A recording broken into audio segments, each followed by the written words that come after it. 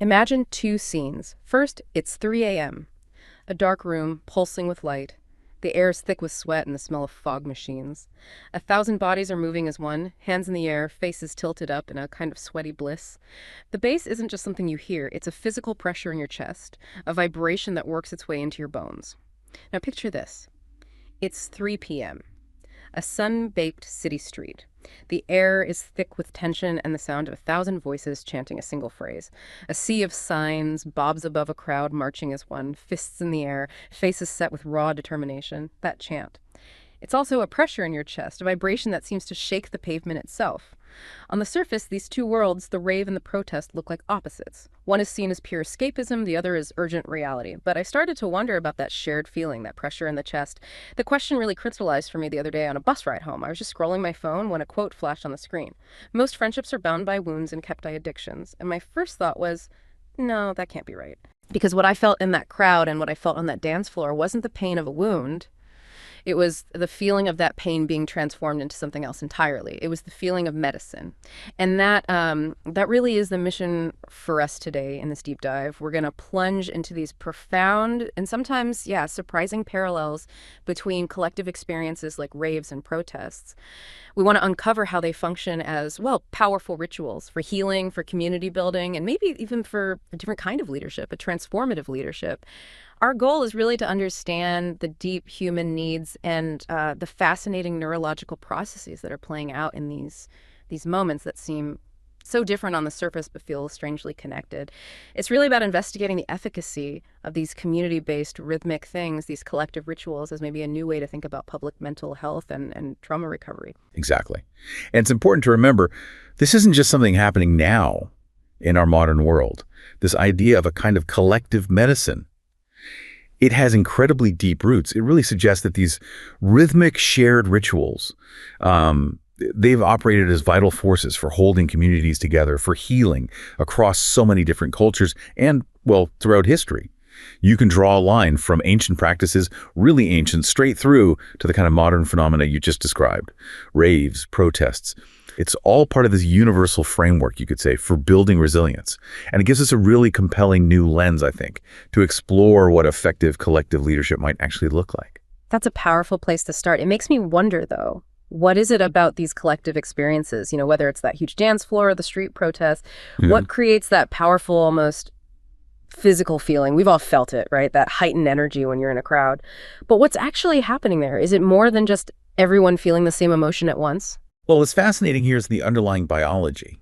The reality is, as social creatures, we seem to be wired to instinctively synchronize. Our actions, our emotions, they tend to line up with the people around us. And this isn't just, a subjective feeling of vibing together. It's actually observable physiological synchrony. Physiological synchrony, like actual physical changes. Yes, exactly. Take a choir, for instance. When people sing together, studies show their heartbeats literally start to align. It's quite remarkable. Or think about dancers moving in perfect time. Their breathing patterns match up. And what's even more amazing, sometimes even the breathing rates of the audience members watching them will start to synchronize too. Wow, that's unexpected. Audience members too. It seems so. This synchrony isn't just some random coincidence. It seems to be a fundamental, you could call it a social glue. A natural mechanism that's evolved to foster bonding and trust within groups. It's what allows us to cooperate, to work together, even with people we're not related to. It enables us to achieve things as a group that would be impossible alone.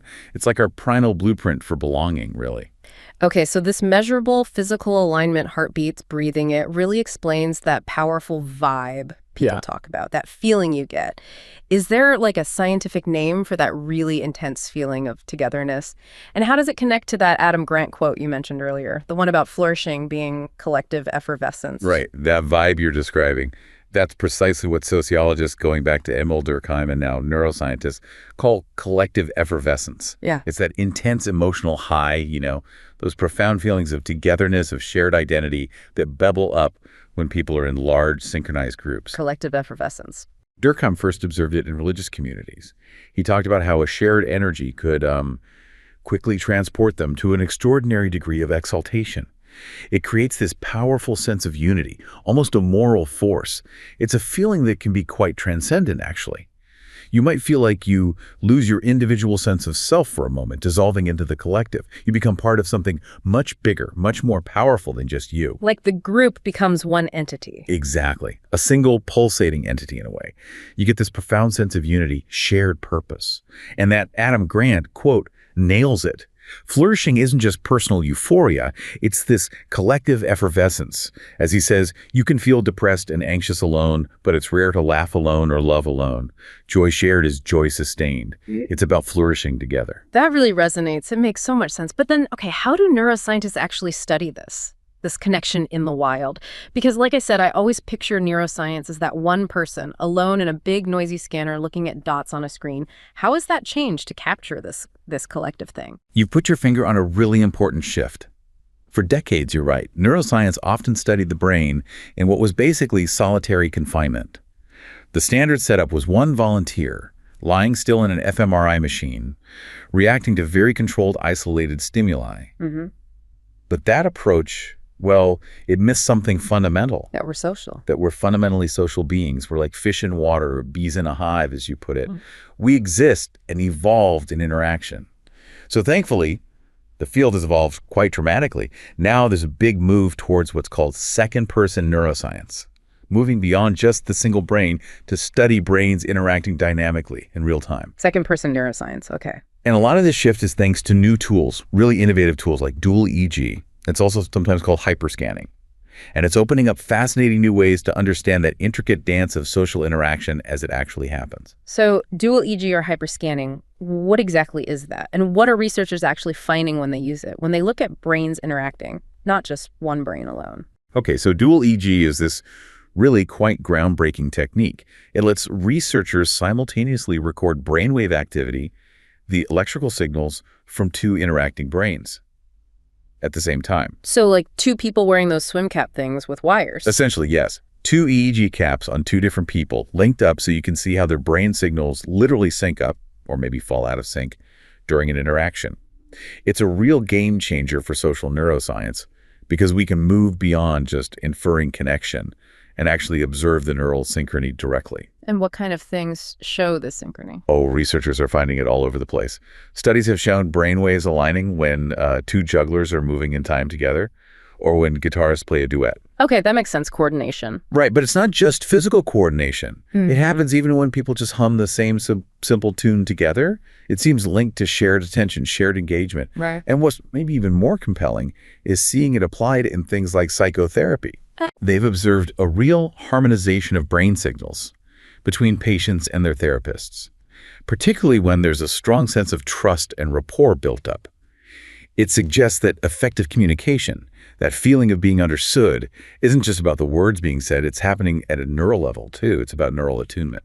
Wow, okay, that's incredible. It sounds almost like, well, telepathy, but you're saying it's real measurable science, a direct neural link. So if it's not ESP, what are the cues? What actually orchestrates this harmony between brains? Is it just moving together, or is there something more subtle pulling our brains into alignment? That really is the crucial question, isn't it? And a really pivotal insight here comes from research out of the Baby LINC lab, specifically work by Victoria Leong. She studies mother-infant interactions.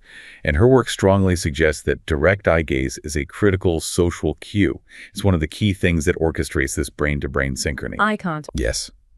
In one really elegant study, they had mother-infant pairs sing nursery rhymes together, like Wheels on the Bus, while wearing dual EEG caps. And the results were incredibly clear. When the mothers looked directly into their baby's eyes, their brain waves aligned. They fell into sync, reflecting this shared state of attention. And when they looked away? The synchrony dropped almost immediately. As soon as the mother's gaze broke, maybe she glanced at a toy or just looked away, their brainwaves fell out of alignment. But what's really fascinating is how the babies responded. They weren't just passive. What did they do? They actively worked to get her attention back. They might start vocalizing more, maybe singing louder or longer, making more direct bids for that eye contact. Trying to pull her back in sync. Exactly. And when they succeeded, when they got her gaze back, their brains quickly snapped back into harmony. Leong is very clear, though. It's not ESP. This neural synchrony isn't about two brains doing the exact same thing at the exact same time, like some kind of neurological line dance. She uses this wonderful analogy of tango dancing partners. One might lead, the other follows, but their actions are deeply coordinated, constantly responding to each other. Like a conversation. A conversation is another perfect example of this dynamic, coordinated neural synchrony. Our brains are constantly adjusting, predicting, responding to each other, building this shared reality moment by moment. It's about predictive processing, really, anticipating the other's move and adjusting your own. Okay, so it's this dynamic dance, orchestrated by cues like eye contact.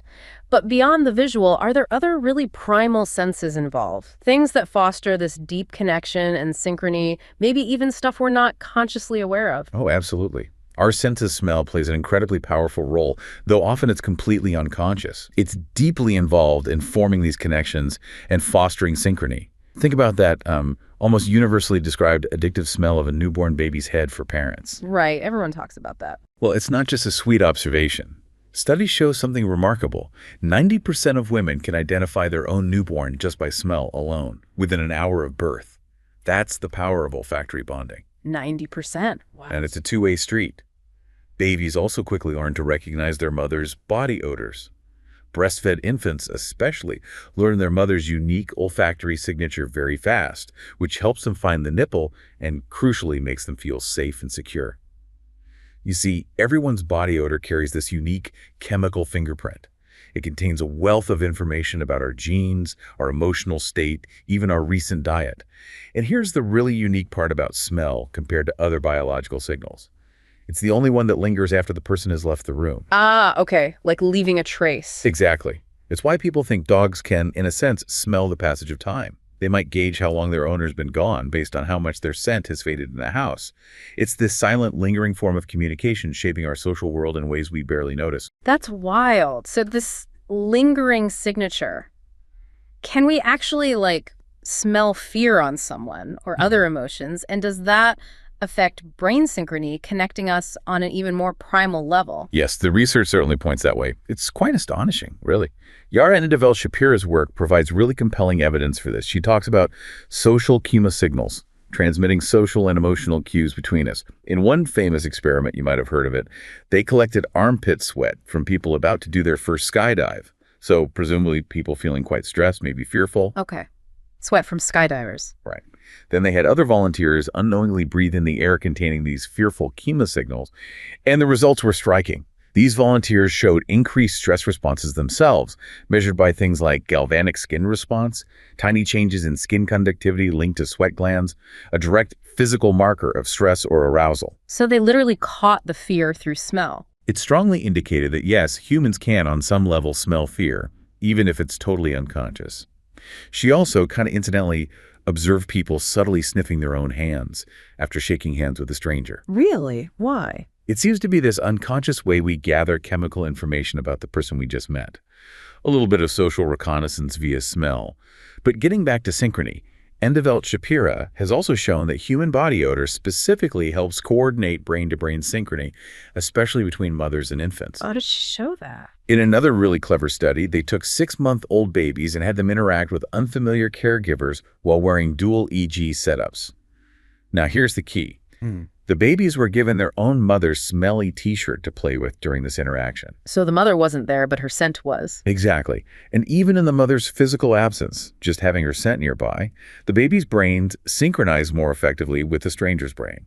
And even more remarkably, the baby seemed more social, happier, and less anxious interacting with the stranger when the mother's t-shirt was present. Wow. So the smell itself was providing a sense of safety. That's the hypothesis. That the body odor can essentially transfer a sense of calm and safety, making the baby feel, quote, as if their mother was present in the room when she wasn't. It's like the smell signals, this is okay, you are safe here. That has huge practical implications, doesn't it? Absolutely. Think about sending a baby or toddler to daycare for the first time. The common advice to send them with a favorite teddy or blanket that smells like home. This research backs that up scientifically. It's like the advice for new puppy owners, too. That familiar scent can significantly ease the transition and help them bond with new caregivers. And just to touch on something related, Ruth Feldman, who's a leading researcher in parent-infant bonding, has made this striking observation about brain synchrony during breastfeeding. She described it as being almost like one brain. That intense. That intense. But it's also really important for parents who choose bottle feeding to know that very high levels of synchrony are also observed in that context too. As long as there's that loving, engaged interaction, the eye contact, the gentle touch, the response of feeding the child is definitely not losing out on that crucial bonding and neural connection. That's reassuring. Okay, so this deep understanding of shared connection, physiological synchrony, triggered by gaze, by smell, by movement, it really brings us right back to where we started. The rave, the protest. It feels like both of those scenes are tapping into something incredibly fundamental, deeply human for healing. It's not just about having fun or making a political point. It's plugging into our basic wiring. Exactly right. These collective gatherings, they aren't just spectacles. They're not just pure escapism. At their core, they function as profound rituals. Rituals of healing, rituals of transformation. And we can actually map this onto something called the transmuting pain cycle. It's a framework, a sort of 7-step process that's been observed not just in close friendships, but also playing out in these larger collective experiences. And it really challenges the idea that healing is something you primarily do alone. It suggests that maybe the most powerful alchemy, the real transformation, happens within that shared rhythm, that shared presence of a group. Okay, the transmuting pain cycle. What are the steps? All right, so it starts with validation. That crucial first step where pain, often unspoken, maybe isolating, is simply seen and acknowledged by others, sometimes without a single word being exchanged, just being witnessed. That feeling of, I'm not alone in this. Precisely. And that allows for externalization, moving that internal weight outwards through some form of expression. It could be the release of dancing wildly, the unified roar of a protest chant, maybe collective art making. Getting it out. Getting it out. And that active release allows for processing. Emotions that might have been suppressed or stuck can surface and be felt fully, but within what feels like a safe, shared container provided by the group. Then comes integration. This is often subtle, but it's a powerful shift where the pain becomes just one part of your story, one thread in the tapestry, not the whole narrative. It allows for a bigger perspective. Seeing it differently. Seeing it differently, integrating it. And that feeds into reclaiming agency. Starting to take small, intentional actions, maybe self-care, maybe collective care, remembering you're not powerless, even when facing huge challenges. This builds momentum towards purpose finding, where the experience, individual or collective, gets transformed into something outward-looking, maybe volunteering, advocacy, finding new meaning or creating something new from it. And finally, empowerment. A new rhythm emerges. Individuals, communities, they can move forward with a renewed sense of strength, clarity, a new sense of self, and collective identity. The core message is really revolutionary. Healing isn't solitary, it's a collective dance. That's a really powerful framework, and you can see the neuroscience fitting in there too, right? Absolutely. Think about electronic music again, those buildups and drops. They aren't random. They're carefully engineered to trigger dopamine surges in the brain, leading to those waves of euphoria, that exhilaration. And repetitive beats. Incredibly powerful. They literally entrain brainwaves, pulling people into these almost trance-like states, heightened presence, altered consciousness. It's like a moving meditation. Getting lost in the music. Getting lost in it, exactly. And crucially, that collective movement, the swaying, jumping, synchronized gestures, especially when combined with moments like locking eyes with a stranger at a peak emotional point, that floods the system with oxytocin. The bonding hormone. The bonding hormone. Fostering immediate, profound unity and trust through that shared rhythm, that shared vulnerability. And the parallels in activism are so direct it's striking. The anticipation before a big march. That triggers a similar dopamine hit, like waiting for the beat to drop. Long, steady chants repeated over and over.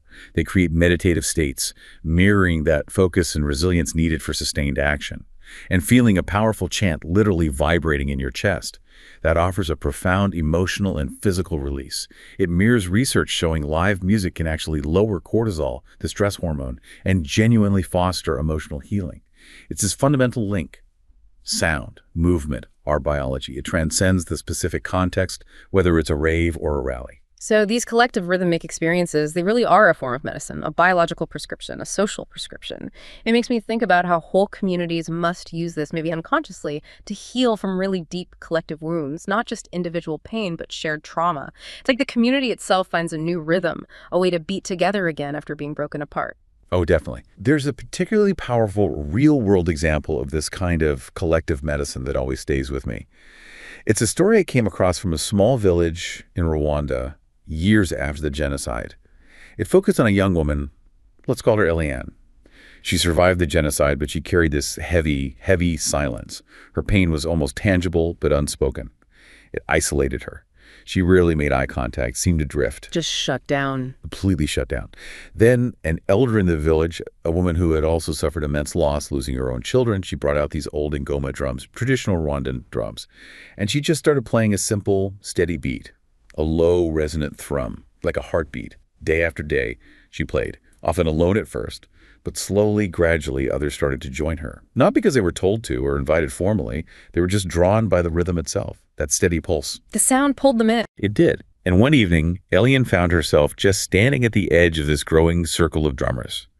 She didn't join right away, but the story described how she felt the vibrations through the ground, up into her body. A rhythm that didn't demand words or memories, just presence. Steady, unwavering, so different from the chaos she had lived through. After about a week of just being near it, something shifted.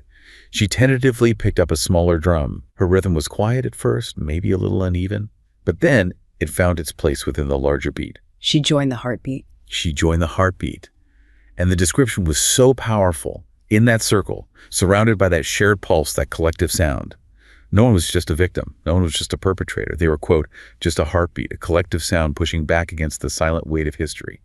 It was profound social healing happening right there. Wow, that gives me chills. It really suggests, doesn't it, that sometimes the most effective public health intervention, especially for collective trauma, isn't just individual therapy or medication.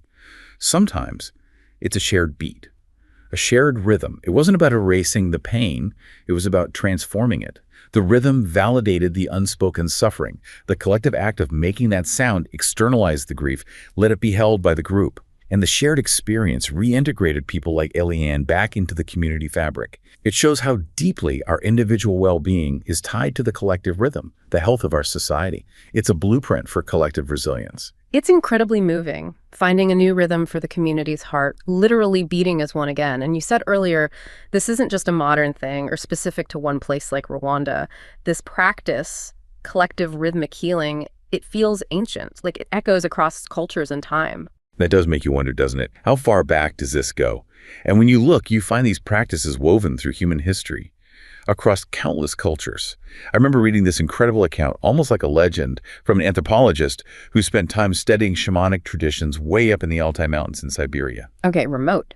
Very remote. Imagine this small, nomadic community, totally isolated, facing a brutal, seemingly endless winter. The hunting's been bad, the cold is relentless, and this quiet fear starts creeping in, isolating each family in its own anxiety. Despair is becoming palpable. So the shaman, the community's spiritual guide, calls everyone together into the largest tent around the central hearth, and he begins a chant. Low, guttural, deep in his chest. And he matches it with the steady, hypnotic beat of a large frame drum. Primal sounds. It's exactly. Primal. Like a heartbeat again, a reminder of life persisting. And one by one, drawn by that deep, unifying sound, the others join the chant. Their voices build, the air gets thick with the shared sound, the heat from their bodies pushing back the cold outside. And there was this young hunter in the story. He'd been feeling the fear of failure for his family really acutely. But as he joined the chant, he felt his own breath, his own heartbeat start to synchronize with that relentless drum. It was like the sound of the vibration bypassed his worried mind, went straight to his core. His personal fear didn't just disappear, it sort of dissolved into the larger resonant power of the group. He felt connected. Deeply connected. Yeah. Not just to the people right there beside him, but almost like he could feel generations of ancestors who'd survived winters just like this, maybe using this exact same ritual to tap into a collective strength. That's amazing. It illustrates the neurobiology so powerfully, doesn't it? These shared rhythmic rituals, they trigger potent physiological responses. Changes in heart rate, breathing, the release of endorphins are natural mood elevators and pain relievers. These responses do two things at once. They regulate our individual emotional states, pulling us out of anxiety or despair, and they powerfully bond us together through that shared physiological experience. It's like an ancient technology for building resilience. A direct line from that shaman's tent to a modern protest chant, or even thousands singing together at a concert. In a world that often feels so fractured, so isolating, it really makes you think. Maybe we've profoundly underestimated this basic human need, the need to simply be in rhythm with each other. Our ancestors knew it. They harnessed it for survival, for well-being. That idea of an ancient technology is fascinating. and the shared beat, the collective rhythm, it naturally brings up the person guiding it, right? The facilitator. In the rave, it's the DJ. Yeah. In the protest, it's the organizer, the person setting the pace, the tone. How does that role fit into a different way of thinking about leadership? Yeah. Something more transformative, moving beyond just telling people what to do. It's a really compelling angle, thinking about DJs and organizers not just as entertainers or logisticians, but as facilitators of collective experience. It offers a fresh lens on what transformative collective leadership could be, moving beyond those traditional top-down hierarchies. I remember watching this online documentary about the UK's illegal rave scene back in the late 80s, early 90s, a really formative time for that culture. Right, the acid house era. Exactly. And there was an interview with this guy, let's call him Silas. He was a key figure back then, a well-known DJ. He was talking about that period of time of real economic hardship, social division in Britain. Lots of young people felt completely powerless, invisible, cut off from the mainstream. And Silas said, his goal was never just about playing records. He saw the crowd differently. He saw them as a single organism. Wow. Yeah, he described how he'd meticulously build the energy, layering sounds, watching the subtle shifts in the crowd, feeling their collective response, guiding them through these frantic, exhilarating peaks, and then bringing them down into moments of almost meditative calm. Hundreds, sometimes thousands, moving as one to just a simple, deep baseline. His aim, he said, was to create a temporary autonomous zone, a space outside the pressures of the normal world, where these often disenfranchised young people could find a profound sense of belonging, a shared purpose, even if that purpose was just to dance together until dawn, feeling, as he put it, just part of the frequency. That's a very different view of DJing. It totally challenges the traditional top-down view of leadership, doesn't it? Silas wasn't up there giving speeches or laying out 5-point plans. He wasn't dictating anything. Instead, he was facilitating a collective experience. He was creating a framework, a rhythm, a space, a common goal, where people could discover their own power and resilience collectively. He was enabling them to feel and act together in synchrony. So it's much less about that traditional idea of power over people and much more about enabling power through others. That really flips our usual notion of who a leader is. It shifts the focus from individual authority to enabling the collective. Precisely. And that aligns perfectly with the academic concept of facilitative leadership. Traditionally, power was often seen as a zero-sum game, right? Domination, flowing top-down from a few people with authority. Facilitative power is completely different. It's based on mutuality, on synergy. Power flows in multiple directions. It's fundamentally about power through, not power over. So the hierarchy might still exist, but it's used differently. Exactly. The formal structure might still be there, but leaders use their authority to support give and take, to foster an environment where the collective wisdom, the group's potential, can actually emerge. And this kind of process, it thrives on more informal negotiation and communication. Anyone, regardless of their official title, might initiate something, recruit others, get things moving, rather than everything having to go through formal channels like voting or delegation. But that requires a huge amount of trust, surely. Trust is absolutely the core requirement. It's described as needing a letting go of control. Leaders need an increasing belief that others can and will function independently and successfully, but within a shared framework of expectations and accountability. It's empowering autonomy, but within a common purpose. Now, it's not always straightforward. You have to be wary of what's called pseudo-facilitative leadership. What's that? Sometimes called contrived collegiality. It's where leaders use the language of facilitation, let's collaborate, what does everyone think? But they're actually subtly trying to steer everyone towards a conclusion they've already decided on. It looks like participation, but it's manipulation, and it destroys trust. Right, I can see how that could happen. And truly effective facilitative leadership often requires seeing the organization or the group through multiple lenses at once. Bullman and Deal talk about 4 frames for leadership thinking. There's the rational frame, focusing on goals, logic, formal structures. The human resource frame, considering people's needs, relationships, motivation. The symbolic frame, looking at culture, values, rituals, meaning. And the political frame, understanding interest, conflict, power dynamics. A truly adept facilitative leader needs to be able to juggle all 4 of these, to understand the formal demands, the human needs, the shared values, and the underlying politics all at the same time. It's a complex balancing act. Requires huge adaptability, huge emotional intelligence. Yeah, it sounds like leaders in these kinds of collective spaces, whether it's a DJ booth or organizing a movement, are constantly managing a lot of tension, balancing that often unpredictable energy of the group with maybe inflexible system demands, or just the need for decisive action sometimes. There must be this constant interplay between letting things flow and knowing when to step in and guide. That really brings up a critical point. How do effective leaders navigate that tension, especially the tension between, say, the urgency of the moment and the need for deeper healing or long-term transformation? Think about a big societal shift, like the debate around same-sex marriage in Costa Rica that was mentioned in some research. The initial activism was driven by that raw urgency, right? A demand for immediate legal rights. Yeah, the need felt immediate. Absolutely.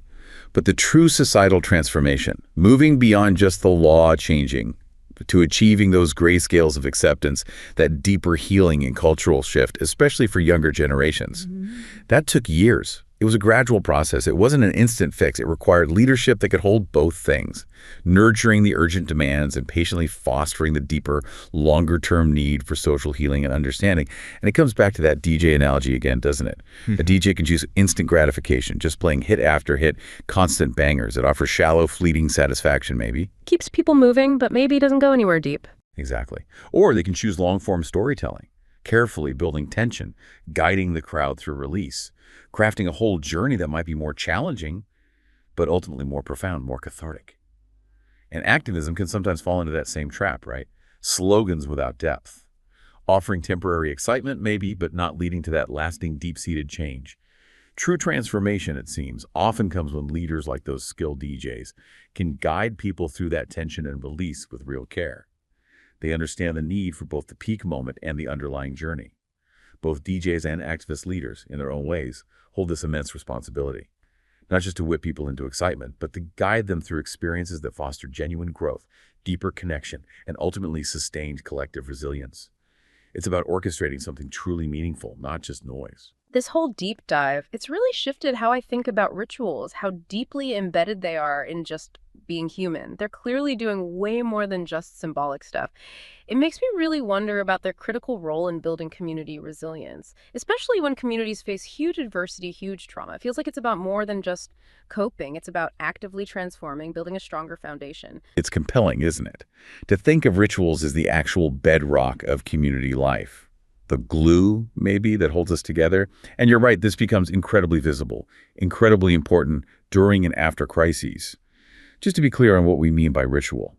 Typically, they're predefined sequences. They often have elements of rigidity, formality, repetition. And they're embedded in a larger system of symbolism and meaning for the group. But crucially, they often contain elements that don't seem to have a direct practical purpose. Like the specific actions don't obviously achieve an external goal, though of course the features formality, repetition can be weighted differently. Think of a highly formal religious ceremony versus, say, the simple ritual of a family eating dinner together every night. So they're everywhere, really. Absolutely pervasive, across all human societies. You see them in religion, obviously, but also in business practices, in sports team preparations, military traditions. They're woven into the fabric of our lives, often unconsciously, and their functions are broad, deeply psychosocial. They work on multiple levels at once. Rituals can help regulate our emotions, managing stress, grief. They can regulate performance goal states, focusing collective energy. And they profoundly regulate social connections, strengthening bonds, fostering that sense of belonging. And those functions overlap. Oh, significantly. Think about a team's pre-game ritual. It might calm the players' nerves, emotion, focus them on winning performance, and unite the team, social connection, all at the same time. There's actually a framework from control theory, cybernetic control theory, that offers an interesting perspective. It basically proposes that when we experience some kind of deficit, maybe emotional unease, maybe a lack of purpose, maybe feeling socially disconnected, our internal system almost instinctively craves ritualistic behavior. Like we seek it out when we feel off balance. Exactly. And conversely, enacting rituals then helps to reduce that deficit, bringing us back towards equilibrium. It's like our internal psychological thermostat. And if you're feeling really overwhelmed, you might find yourself sticking rigidly to a specific morning routine or needing that exact same winding down ritual every night. That's your brain using ritual to self-regulate, to reduce the feeling of chaos, maybe block out intrusive thoughts, regain a sense of control. Which might explain why people with anxiety or trauma sometimes develop rituals. Precisely. It's seen in conditions like obsessive-compulsive disorder or sometimes among survivors of abuse. People develop their own, sometimes quite elaborate rituals.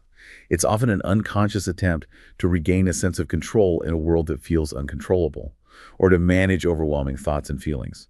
They become these internal mechanisms for trying to find balance again. Okay, so rituals help us cope internally, manage uncertainty, strengthen our bonds. Can you give a specific example of how this works for a whole community, especially after a major crisis, where they used ritual not just to cope, but to actively rebuild? Yes, connecting this to the bigger picture, there's a really powerful case study that came out of Antakya in Turkey, following the devastating earthquake there a few years ago. Right, the destruction was immense. Immense. And this research looked specifically at the role that rituals and cultural heritage played in the community's social resilience and recovery efforts. What they found was striking. Even people who were displaced, who had to leave Antakya, they still made huge efforts to continue their hometown rituals wherever they ended up in temporary shelters in new cities. Or, and this is crucial, many people made the difficult journey back to Antakya specifically for ritual times. For traditional festivals, important commemorations, shared community meals, even amidst the ruins. That shows how important it was to them. Hugely important. It wasn't just nostalgia, it felt like a lifeline. And the research found that even when they had to adapt the rituals because maybe the usual spaces were destroyed or they lacked resources, just the act of continuing these rituals, maintaining those cultural heritage values, it instilled this profound sense of hope. Hope and, quote, the possibility of re-existence, both for those who stayed and those who had left. This feeling, this shared sense of continuity, played a crucial, socially restorative role. It was a beacon in the chaos. And the people themselves recognized this. Oh, absolutely. The participants in the study were very clear. They stressed that just focusing on economic aid or rebuilding houses wasn't enough. That wouldn't bring true recovery. They passionately emphasized that the unifying role of their shared cultural values, their rituals, that feeling of social and cultural belonging that had to be understood and prioritized by anyone involved in the recovery effort. And the evidence bore them out. These cultural norms, these ritualized practices, they demonstrably revitalized social life, strengthened cohesion, reinforced their shared identity, and significantly improved psychological well-being, all of which dramatically increased the resilience of the community facing this unimaginable disaster. It's a powerful lesson. Healing collective trauma means rebuilding not just structures, but the social and emotional fabric, often through these shared experiences and traditions. That truly drives home the point that trauma's impact isn't just individual, it's deeply collective. And so the healing has to be collective too. Rituals seem like they're a critical part of that collective medicine cabinet, you could say, not just for coping, but for actively building a stronger future. Absolutely. Rituals enhance community resilience in so many interconnected ways. They act as these foundational, often invisible elements that allow a community to survive, adapt, and even thrive, especially when facing challenges. Think about social capital first. Shared rituals are like engines for building it. They boost social cohesion. They nurture trust between people. They make collective action possible when it's needed most.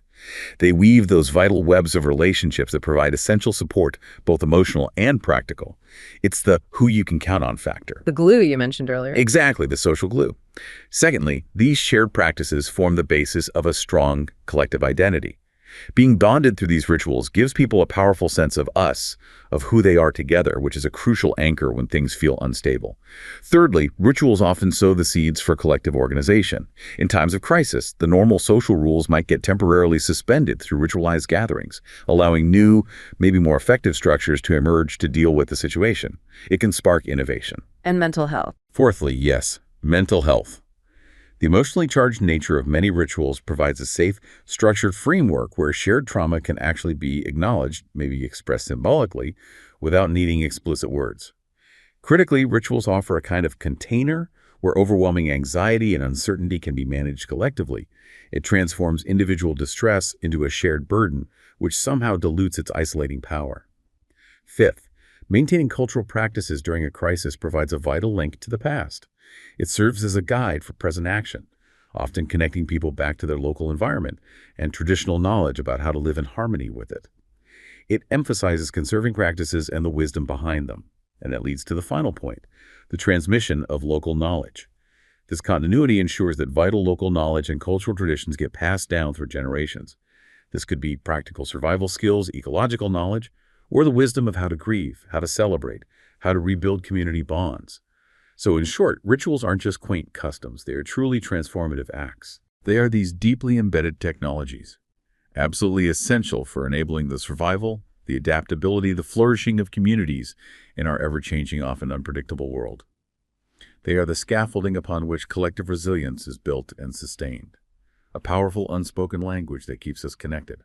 This whole deep dive has really fundamentally reframed how I see those moments, those intense collective experiences we have, from the pounding bass on a dance floor to that unified chant in a protest march, from ancient shamanic drums, incredibly, to the subtle power of shared body odor. It all points to this profound, shared human experience, something that goes deeper than words, deeper than conscious thought sometimes. It feels like it's about our fundamental wiring for connection, and maybe a kind of collective medicine that just runs through the fabric of what it means to be human.